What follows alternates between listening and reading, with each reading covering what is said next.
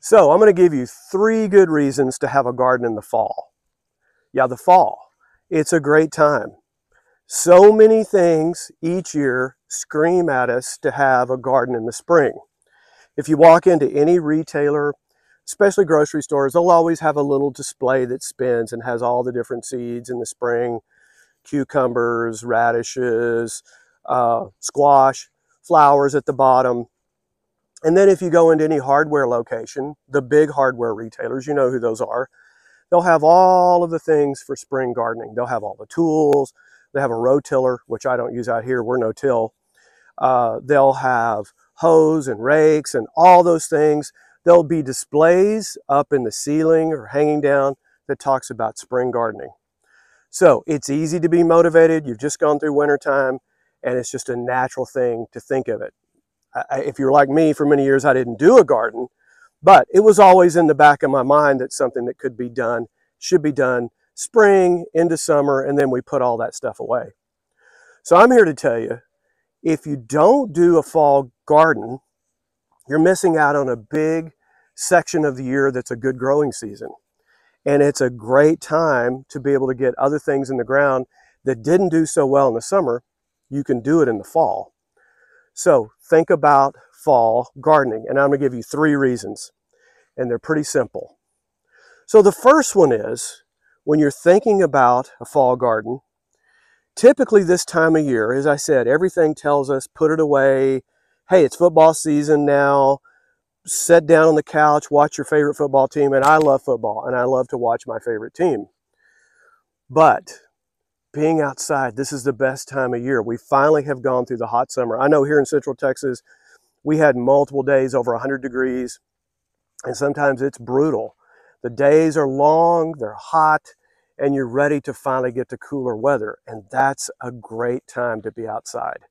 So a fall garden, instead of just maybe in your house doom scrolling or just sitting in front of the TV, a garden actually gets you outside and enjoy that fall and be a part of that beautiful weather as we get into September and October. The second reason is, the first one's a good reason. The second one is exercise. Again, so many people talk about, when I get to the fall and winter, I put on weight every year, and I hate that I do that, and I don't get the exercise I should. Well, I'm telling you, gardening is an exercise event. If you're building rows or putting down compost or planting, hoeing, any of the things that you would typically do outside in a garden, it takes effort and it takes muscle. I know, because I do it every day. So it's a great source of exercise. So there's reason number 2, besides being out in the beautiful weather, exercise. And here's number 3, which to me is the most important of all. If you don't have a garden in the fall, you're missing out on a big growing season. You're now looking at, depending on which zone you're in, and the United States goes from about zone 3, zone 4, all the way down to Miami, which is, I think, zone 10. And those growing seasons get longer the further south you go. But you're getting a big part of the year, and if you don't have a garden, you're missing out on that growing season. And that's when carrots, radishes, chard, bok choy, the list goes on of really cool weather plants that do great in the fall. And I know what you're thinking. A lot of people will say, well, what about that first frost? Where I live, we get a frost in late September, early October. Well, I'll tell you, there's many of those vegetables out there that can survive a light frost. Carrots being one of them, bok choy. I've noticed with our Swiss chard, because our high tunnels, which we close down on cold nights, they typically get just about as cold on the inside as outside. They just buffer from the wind and a lot of other elements. But I've had times when it'll get down into the upper 20s inside those high tunnels, and the Swiss chard is still surviving. So it has to get really cold for it to finally be killed. And even then, it will come back. I've had that happen. So my point being is, when everyone else does not have a garden, you're going to have great nutritional food for you and your family all the way into the winter months.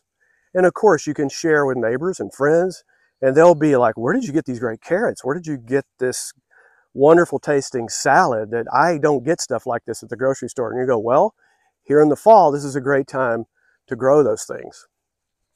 So if you get something out of our videos, and I hope that you do, because our point here at Whirlwind Family Farm is to be able to take you further in that journey of having a great garden and being able to have great nutritious food for you and your family.